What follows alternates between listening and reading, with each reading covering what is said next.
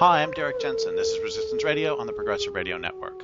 My guest today is Rachel Moran. She's an Irish author, feminist activist, and founding member of SPACE International, Survivors of Prostitution-Abuse Calling for Enlightenment. SPACE is engaged in changing policy in numerous nations to criminalize the demand for the commercial sex trade. So thank you so much for your work, and thank you for being on the program. Thank you for having me, Derrick. So the first thing I'd like to start with is to read a quote of yours and then just ask you to talk about that. Let me be clear about this. Prostitution has to do with killing. It has to do with killing the human spirit, and beyond that, it has to do with getting off on it. What do you mean by that? Well, there were many, many times in my own life, in the 7 years I was in prostitution, where I experienced the man who was using me going through a real intensity of arousal matched by my reluctance. So the less I was into it, in plain terms, the more he got off on it. And that's a theme that you see rampant throughout pornography, as we know. It's absolutely rampant in prostitution, which is where men get to live out their porn fantasies. And not only am I drawing when I talk about prostitution from my own personal experience, but from the thousands of conversations I've had both during and after prostitution with other women who've lived it. So when I say that it's necrophilic in nature and that it has to do with killing, what I mean is that men in prostitution very, very often, what they're getting off on is the frozen status, you might say, of a woman's sexual autonomy. What they're getting off on is the fact that they can buy away her autonomy. They're getting off on abuse, pure and simple. You use the word necrophiliac, and that is a very important word for me in this context because of a couple things. I'm thinking of what Mary Daly said about. Well, let me back up. I just did this huge conference, and it was called Earth at Risk, and there were a bunch of environmentalists there and also a whole bunch of feminists there. We were bringing these together, and during some of the time backstage, I was talking to Chris Hedges about, so who are some of the people who have talked about this culture being necrophiliac? And there's Eric Fromm, there's Mary Daly talked about patriarchy being a religion of necrophilia. And so I'm wondering if you can, and Lewis Mumford, I'm wondering if you can talk a little bit, if you can expand on that a little bit. I think that's really crucial to understanding the whole culture. Or was that kind of a throwaway word, or is that something or place you want to go? It wasn't at all a throwaway word. It's something I'm expanding and deepening my own understanding of at this time, because I'm actually writing a chapter about it. But what I mean when I use that word is that there are a lot of ways to be dead, and it's very, very simplistic thinking to imagine death as simply being represented by a corpse in the ground. You are, in a sense, socially dead in prostitution, in that your own autonomy is completely out of the picture. You sell your autonomy, okay? And it's purchased. So once you sell anything and it's been purchased, it's obviously no longer your own. And that is the case with sexual autonomy and prostitution. So I use the term necrophilia and to really point out the baseline wrongfulness of what it is that men do in prostitution, what it is that they're buying, what it is that they're getting off on. The quote that you read out earlier on, when I had said that prostitution had to do with killing and getting off on it. By that I mean destroying and getting off on destruction. And all of these different threads come together to explain and express something that is in its essence evil. And the word evil is a word that a lot of people, including feminists, shy away from because they have such a strong sense of the connotation between the term evil and religion. And I don't entertain that the two need to necessarily be used in the same sentence, because evil to me is, you might as well be saying wrong or bad or extremely destructive.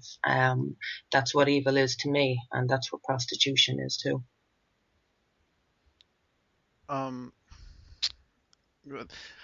I'm running into a problem with this interview already, which is that everything you're saying is so rich that like there's 15 different directions we can go, and I'm having a hard time choosing which one. So I'm sorry if this interview isn't as coherent as it could be, because everything you're saying is so fantastic. You know what? We can bounce all over the place, Derek. That's perfectly fine by me. Okay. Um, so I'm wondering if you can. I mean, you've done a really good introductory explication of the necrophilia, but I'm wondering if you can say that again in a different way, because I really want for listeners to get it.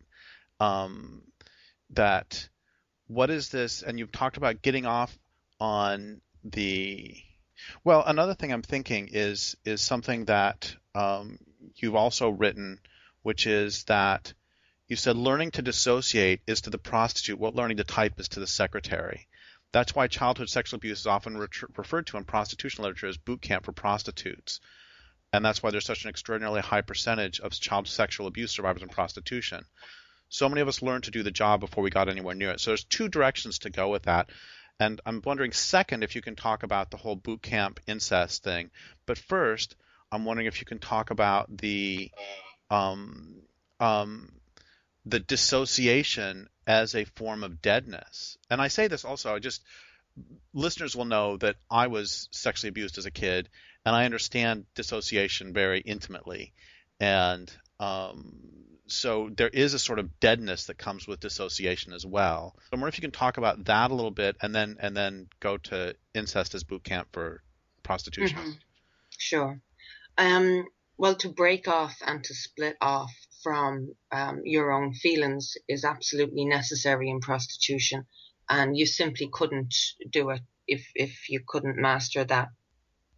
And unfortunately, for many of the women and girls in prostitution, and indeed boys and trans persons, um, childhood sexual abuse features very, very strongly in their life experiences. Now, when I published Paid For, a good friend of mine, a New York feminist, read it, and she said to me, Rachel, why did you say in Paid For that you weren't abused as a child? She said, of course you were.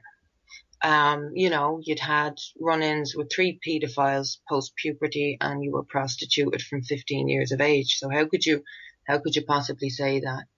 And I thought about what she said, and I thought, oh my God, that was shocking to me. I really meant what I said, Derek, when I said that. But I suppose in my own mind, I was processing the idea of childhood sexual abuse as something that was repetitive, consistent, involved penetration. It was something that went on for years. I had this idea about what child sexual abuse was, and it didn't match my experiences. So I felt that I was being honest when I said that. In hindsight now, of course, I was sexually abused. It was just much minimal by comparison to a lot of the women and girls that I knew in prostitution. But getting back to what your question was about how was it boot camp, well, really, my heart breaks for the women and girls I've known who learned to dissociate sexually prior even to puberty through childhood sexual abuse. And that was not an experience of mine. I hadn't learned to dissociate sexually. That came for me with prostitution. But for the women and girls who had that down pat, who had to learn that as kids, well, then it should be blatantly obvious to anybody that they are actually one step closer to prostitution. They're much more susceptible to it. They know how to use what to me seems like some kind of a psychic muscle. I would say that all of us have the capacity to dissociate, but a lot of us, thankfully, will never have to learn how to use it. So, um, prostitution is often seen in films as sort of a happy hooker cliche. Um, and can you debunk that? Well, I want to back up for a moment, Derek, Sure. and just ask you to, because there was two parts to that question, and I forget the second one, so I want to cover that again.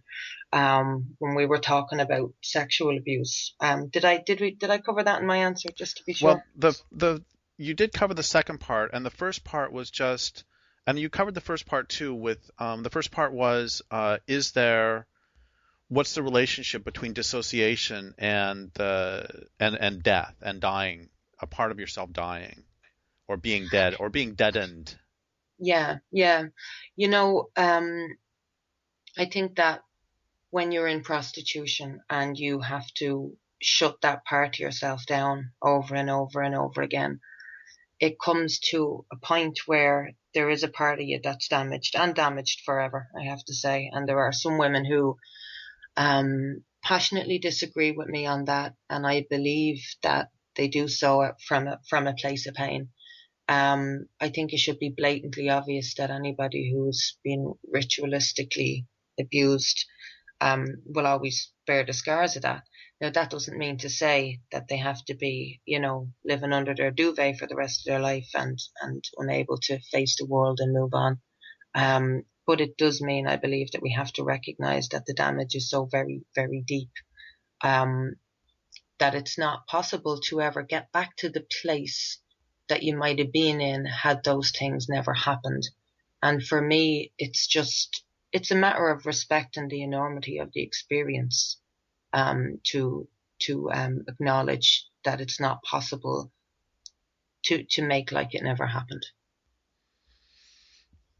One of the critiques that I've seen, especially males throughout, and I've seen this a lot in the anarchist world, is that basically having to get any job, flipping hamburgers at a burger joint or working at Walmart or something, you have to deaden yourself to that, and that prostitution is just a job.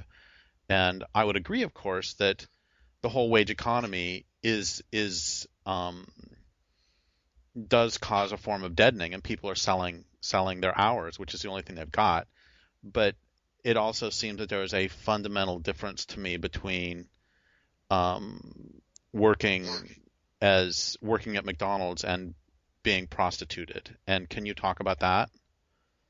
Well, capitalism is abusive by its nature. And we completely agree on that. Yeah, and I've always been very clear about that. But I will accept that prostitution is the same as flipping burgers in McDonald's when I see queues and queues of women going into McDonald's and inserting their fingers and tongues and whatever else they feel like, vibrators, the whole lot, into the mouths and anuses of men who are standing behind the counter flipping burgers. At that point, I will say it's the same thing. Any fool knows it's not the same thing.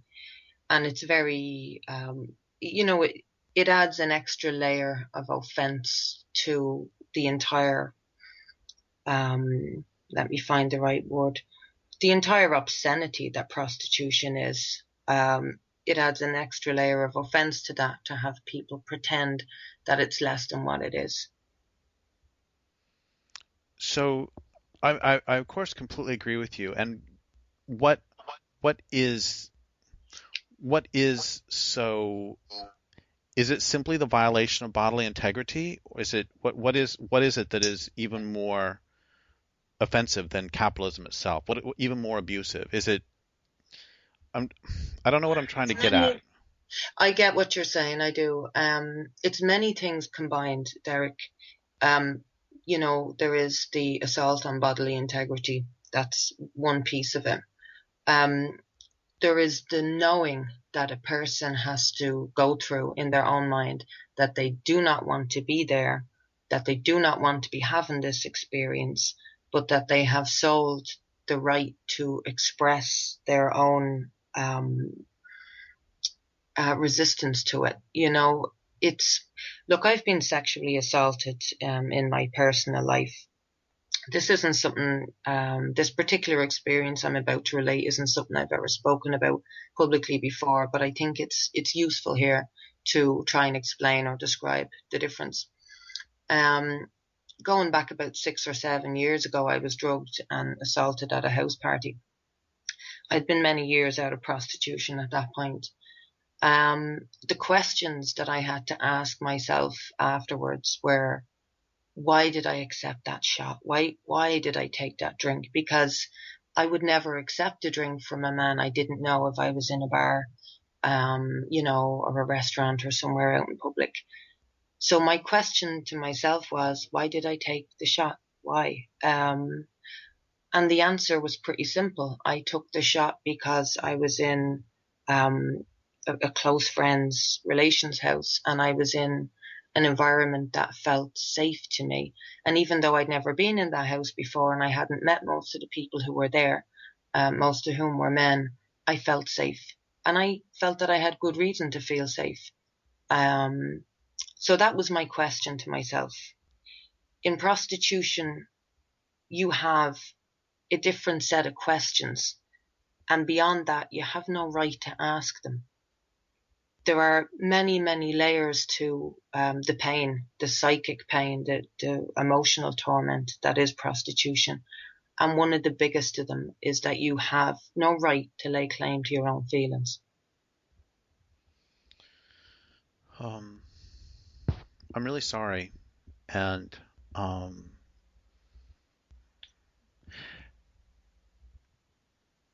Thank you. what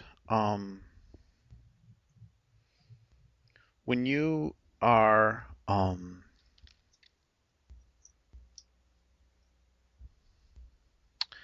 so there's so let's talk about I'm thinking of something I saw yesterday. I was going past, or 2 days ago, I was going past a gift shop, and I saw there were some romantic candles for sale, and the sale line was "Want me, buy me, love me," and I thought that was a really extraordinary statement of sort of male patriarchal values. And was this in relation to the candles? Yes, the romantic candles had, with romantic writing around them. It was "Want me, buy me, love me," and that How strange. and I'm thinking also of what I've read, like on the Invisible Men. Do you know about the Invisible Men? I do. Yeah, so often what you see there is that what they want is what they call, what is it, the GFE, the girlfriend experience, where not only are they buying access to the woman's body, but they are attempting to um, get the woman to act as though she really wants to do this. Oh, yeah.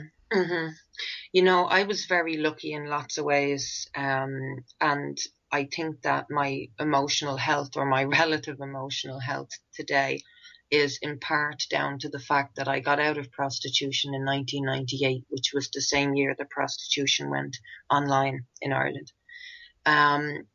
So from 98 onwards, you had different practices that popped up in prostitution. And one of them was the girlfriend experience. That was unheard of prior to that during my experience of prostitution. Thank God. It was bad enough without pretending I was their bloody girlfriend. But another was the review system. And that I know I could not have tolerated without going absolutely off the deep end, which I was already off the deep end with narcotics. But I know that there was no way I could have operated within prostitution if the degrading, harmful, monstrously painful experiences I was having to live every day were up all over the internet as some kind of entertainment, and I was being reviewed like a piece of steak in a restaurant.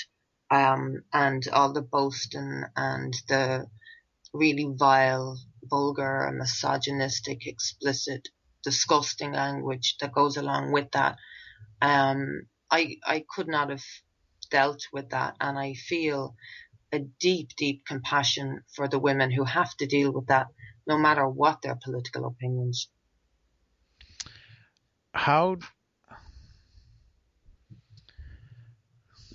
does so let's talk for just a minute. Let's talk about something a little bit happy, and That'd that be nice. and that's the. Can you talk about the Nordic or Swedish model? And there have been people on the radio program before who have talked about that some, so you don't have to go to real basics. But if you can talk about that and its relation to Ireland right now, and talk about your work. Actually, before that, can you talk about getting out, and then talk about the larger the Nordic model in Ireland? Sure. Getting out of prostitution for me was something that, oh God, there were a lot of different components to that. It wasn't any one thing. I've spoken about this before publicly. My child at the time was 4.5 years of age, so he was just about to start school. I knew that there was not a chance that I would be able to continue down the road I was on and be up at 7 a.m. every morning, ironing uniforms and making lunches and everything that goes along with having a school-going child. It was just impossible.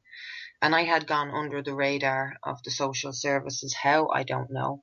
But I had never had any involvement from, I think you call it Child Protective Services in your part of the world.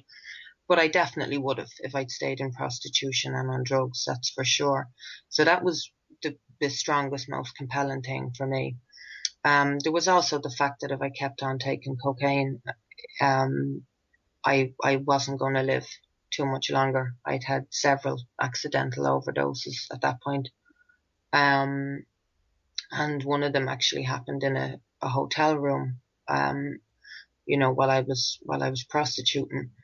So there was a really, really sleazy, debased, kind of, vibe enveloping all the areas of my life at that time. I was 22. And I had to face the fact also at 22 that I'd spent a good third of my life in prostitution, which was, very, very difficult emotionally.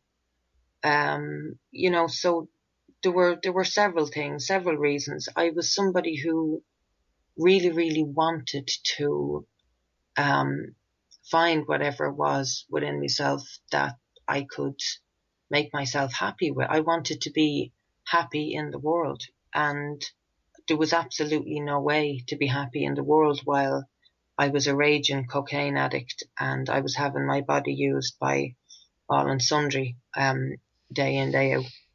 So people have said to me, that it took great guts and it took great this, that and the other. You know what, Derek, that is obviously supposed to be flattering, but and it's intended as a compliment.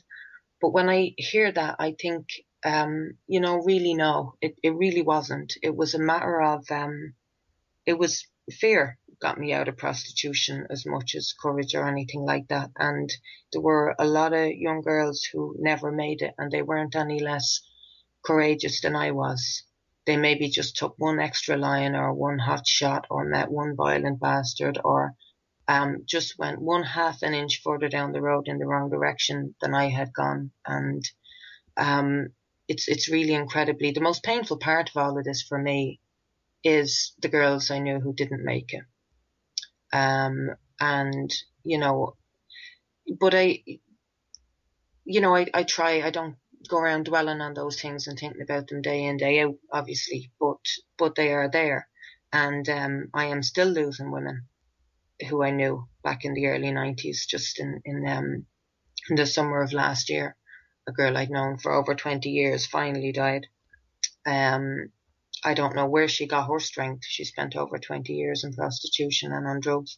I managed about a third of that length of time. I couldn't deal with it for too much longer, but she did. And this is what makes me really, really angry, Derek, when we hear these utterly stupid remarks like, where's the harm? Which usually come from men, by the way.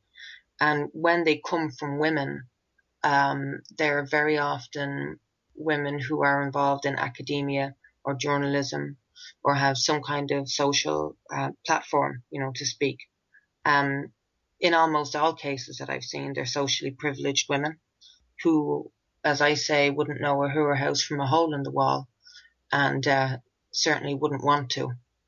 So all of those, those things, and I've kind of strayed away from your question. You were talking about how I got out. Getting out was one thing. It's staying out is something different. And I have found in research that it commonly takes up to 7 times to get out of prostitution repetitively before you finally stay out. And most of the women I've met through my activism have told me that they slid back numerous times. I was very lucky, I suppose, in that I didn't. It was out, and that was it. I never went back after that. But there were a couple of years, that was hard, and it was touch and go, by the way, because I had to learn to deal with poverty too after that. So you said 7 times, and before we go to the Nordic model, there's actually a different direction I want to go for a second, which is you said 7 times, which is, I think, not coincidentally what I've heard about the sort of magic number of how many times women try to leave their abusers before they usually get away. The average is about 7. And I think before we go to the Nordic model, I had a long silence a while ago, and it was because I was trying to remember the thing I want to ask right now, which is the relationship between prostitution and trafficking. And what is trafficking? What is prostitution? What's the relationship between them? And then also putting the whole thing in the larger context of the fact that there are more women and children every year who are killed through domestic violence or other forms of explicit violence against women and children than are total people killed in all the wars in the world. And so put prostitution and trafficking into the larger context of this necrophiliac war on women and children. Mm-hmm. Well, the bizarre and painful thing, Derek, is if I said what you have just said to most of the men I would run into outside of activism, of course, they would look at me like I'd sprouted a second head. They would immediately move to the man-hater accusations, which is, really, I don't know, it's just particularly sickening when it's the case that we're talking about woman hating. Well, and I just want to point out that a lot of the quotes that I've taken are from an essay of yours called, what was it called? It was called something like "Why I Still Like Men" or something like that. Why I Still Love Men. Yeah, Why I Still Love Men, and it's so the man hating sort of falls apart there. But anyway, leave that aside. It does, and it does fall apart, and it's kind of amusing. I've had that accusation flung at me many times, but every intimate relationship I've ever had has been with a man. I'm the mother of one child who is now a man. So I shouldn't even bother trying to defend myself against that nonsense. But look, as I've said before, if I felt that men were irredeemable, I would not be a feminist. I would be an astronaut. There would be simply no point in being here. And I'd go off and live in a woman-only commune or something like that. I don't believe that men are irredeemable, but what I do believe is that men who can see the wood from the trees here need to very strongly and very publicly speak in order to educate the ignorant masses. And they're very often willfully ignorant, as you know. So now to that question of how does prostitution and trafficking, what are the differences and similarities, and what is the And how are those embedded in this larger war against women? Well, prostitution is simply the distillation of misogyny. It's misogyny in its purest form. But I want to, will you just hold that question in your mind for a moment, Derek? Because I want to skip back to something you said earlier. You were talking about the parallels between prostitution and the violent relationships with, intimate partner violence, as it's called. Which I don't like that term, by the way, because it erases the abuser or the gender of the Right. abuser. But anyway, you know, very often we're told that when we get into shaping legislation and policy around prostitution, we must listen to women in prostitution or sex workers, as, the people who put that point out there always refer to them as. Now, I have never said anywhere, and I never will say anywhere, that we shouldn't be listening to people who are currently prostituted. Of course we should. But we most certainly should never frame legislation with only drawn on that one vice, any more than we would frame legislation around domestic violence only drawn on the voices of women who are currently being battered up and down their house by their male spouses. That is ridiculous. So I just wanted to make that point before we move on. And part of the reason, I'm presuming, part of the reason for that is because one of the things that is central to any abusive system is to get the victim to be identifying with the abuser. Well, And go ahead. there's a lot of similarities there between prostitution and relationships, violent relationships. And one of them really is that when you're in the thick of it, you are not best placed to talk about your situation in an overarching sense. You simply are not. The same is true for me as it's true for everybody else that I've ever come across. Had you been interviewing me, Derek, at any point between 91 and 98, you can believe we would have been having a very different interview on our hands here. But you circle back to a woman when that's a part of her past, and she's able to take a broader view. She's able to take, a view that's not embroiled in the experience, in the current moments of her life. That should be pretty obvious. It's amazing that it's a point that we have to argue at all. Yeah. So what is how does prostitution fit into the larger question of trafficking? Oh, the whole prostitution trafficking debate is something that I've had disagreements with people on both sides of the political divide here. Some people will say they're entirely distinct and separate and apart, which of course they are not. That is ludicrous. And then other people say that they are exactly the same thing, which of course they are not. That is ludicrous. Okay. So what we need to do to understand prostitution and trafficking and the relationship between the two is to understand that sex trafficking is something that happens because of prostitution.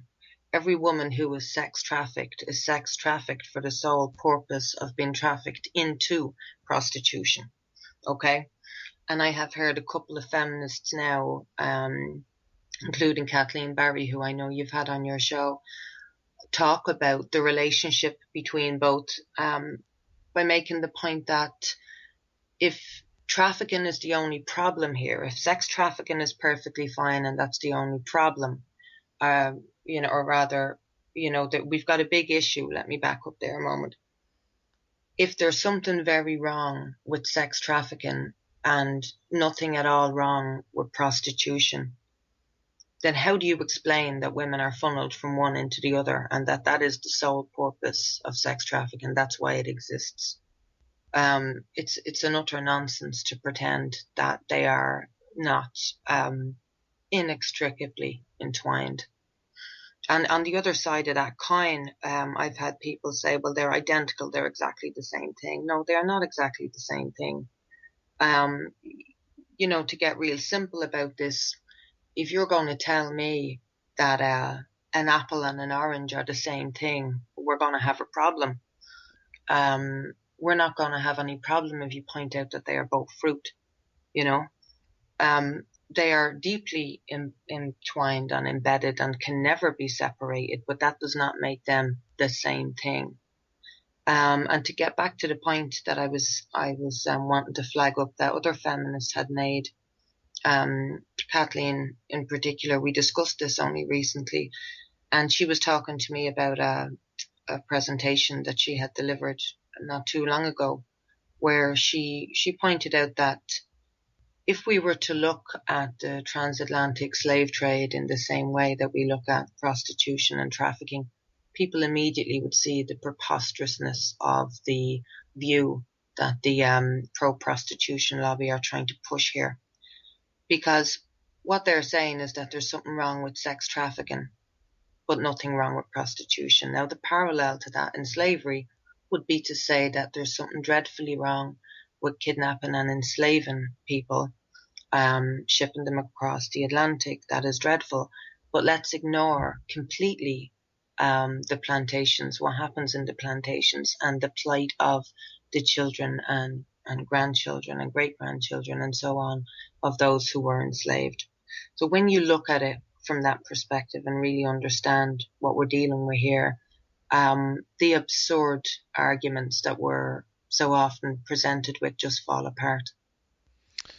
So we have like 12 minutes left, and I want to get to the Nordic model in a minute, but there's another thing that you and I were talking about before we actually started recording, which is the there have been various. Tell me a little bit about the opposition to your work and some of the vituperation that has been expressed toward you. Like who is really hating on your work? You don't need to name names, just sort of categories. It's kind of amusing, to be honest with you, because the people, there's a variety of people who can't stand what I'm doing and can't stand me for it. And in a general sense, like I said, it's kind of amusing. I don't carry it around with me in my head most of the time. It's not that important.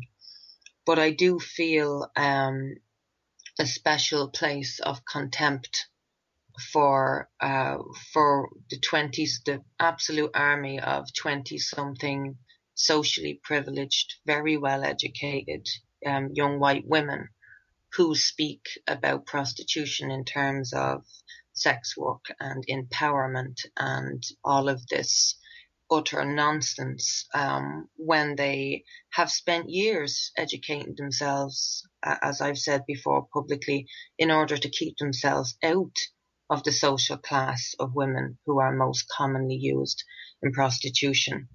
And Derek, formerly prostituted women like myself have been delivered and expected to digest the most galling lie about our own histories. That is, we have been told that our imprisonment was liberty, that our slavery was freedom. And when we talk about prostitution, we're talking about an area of life where women are ritualistically coerced, abused, forced and silenced, and somehow in some magical realm that is dressed up as reality, we are expected to believe that these deeply disempowering elements add up to empowerment. This is bullshit, and it is dangerous bullshit. So blatant that it is worthy not only of our utmost contempt, but of our relentless resistance. And it comes from one particular category most forcibly, and those are the women, the young, white, privileged, college-educated women I've just described. I think the best line that I ever wrote in all my books comes early in my first big book, and it was, in order to maintain our way of living, we must tell, in order to maintain a way of living, we must tell lies to ourselves. Oh man, I just said it was a great line. Now I can't even remember it. Living. In order to maintain a way of living, we must tell lies to each other and also and especially to ourselves. It's not necessary that the lies be particularly believable, but merely that they be erected as barriers to truth. And I think about that all the time, about how it's not only important that abuse take place, but that the abuse be mystified and be turned into its opposite, so that there's this great line by R.D. Laing that we're destroying ourselves by violence masquerading as love. Yeah, And yeah. in this case, it would be by violence masquerading as liberation. Absolutely, and it is its exact opposite, and that is why it is so incredibly galling, like I just said, to be fed that lie. There is no such thing as the freedom to be unfree. And it really sickens me. We were talking earlier on about the people who've opposed my work. Um, when you're talking about women who have to go back to a brothel tomorrow and the next day and the next day, I have absolutely no feelings of animosity or resentment, or, there's nothing deeply negative in me directed towards those women, because I so get it. And I would expect them to oppose me work. I would oppose my work if I could go back in a time, in a time machine, because my work would not have bloody well suited me then. Um, and so I get where those women are coming from, and there'll never be any bad feeling for them on my part. But women who've never had to live it, and I focus on women here particularly because I've written, I don't know how much now, about my views towards men and their place in all this. So this is not some kind of a woman bashing exercise that I'm on. But we need to focus our attention on everybody who's involved in commenting on this issue. And I do have a deep resentment towards the women I've described, because if you are lucky enough to be educated to the point where prostitution is not something you're ever going to have to seriously consider, you have no damn right to advocate prostitution for other women. Because the reality is, on a global scale, the tiny 1% of women who maintain that prostitution is empowering, and it's something that they, that they want to do, that they choose to do. Those are women who, in some cases, are actually educating themselves. They're in college, and they're prostituting their way through college for college fees and stuff. Now, I never met a woman like that, but I do acknowledge that they're out there. You really don't have a right to pretend that prostitution is something that is a viable alternative for other women, okay? If you are looking at this 1%, you're lucky enough never to have been in the situation yourself, but you're looking at this very vocal 1%, and you're holding that up as some kind of standard for the other 99% who just damn well do not want to be there. I think that it goes well beyond phrases like irresponsible, and it's just downright contemptible to me. So everything you're saying makes perfect sense. I think we can also dismiss the men right away. It cracks me up that I don't understand how there could be any male in the world who could support either prostitution or pornography without feeling like, to use a term from over there, without feeling like a complete wanker, because Mm-hmm. because what you're doing is arguing in favor of something that, at the very, very, very, very least, potentially subjugates. You're arguing as a member of the oppressor class in favor of something that, at the very least, probably subjugates a member of an oppressed class. And I don't see how anybody with any even remote self-awareness could do that. So I think we can sort of dismiss all the male comments immediately with that. Well, Derek, the problem is that most men don't accept themselves as being members of an oppressor class to begin with. And, since I've done an awful lot of writing and talking and thinking about prostitution, it's led me on more than one journey, really. It's led me on a a journey of self-discovery in relation to myself um, and my own racial privilege, which growing up as a young white girl in a thoroughly white society, I hadn't got the remotest kind of connection to a sense of racial privilege. But that's something that I've had occasion to think a lot about these last years, and to be able to frame it and understand it by drawing parallels between the experience of being subjugated on account of my biological sex. But I want to just hop back to what we were discussing for one moment and just make the point that I'll make a couple of points actually. I had a conversation very recently with a young woman who has currently been prostituted in one of the legalization countries. And she was wanting to talk to the girls in the brothel about the Nordic model and why and how, because she's been investigating this for herself and has found that the women in New Zealand and Norway and Iceland are in a position where they can actually pick up the phone and be listened to, which is not something that's ever going to happen where she is. And I said to her, we got into talking about the other girls and what the situation was with them. And I made the suggestion that she should tell them all to go home and do the same research that she's been doing. And you know what she said to me that really amazed me? She said, none of them would have access to a computer, And I'm thinking, okay, so this is a country that's been held up as an example of the way the world should go, okay? And this young white woman is the only woman in the brothel who has access to a computer. And most of her colleagues are immigrant women of colour. So it really is amazing the lies that we've been spun and what people are prepared to lap up and believe.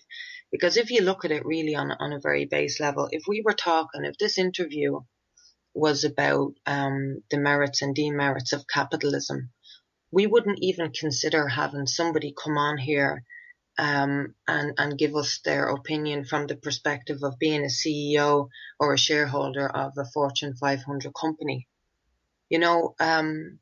I think very often in the prostitution debate, not only are we asking the wrong questions, but we're asking the wrong people. That's great. We have just a couple minutes left, and there's two questions I want to ask. One of them is, can you tell me in like 1 minute about the Nordic model? And then the other question is, if they made you like the queen of all things having to do with trafficking, what would you do? If you could change policy magically, would it simply be the Nordic model, or would there be more than that? Well, there would be the Nordic model, but I think that when people think about the Nordic model, they don't really look at it as the three-pronged strategy that it is.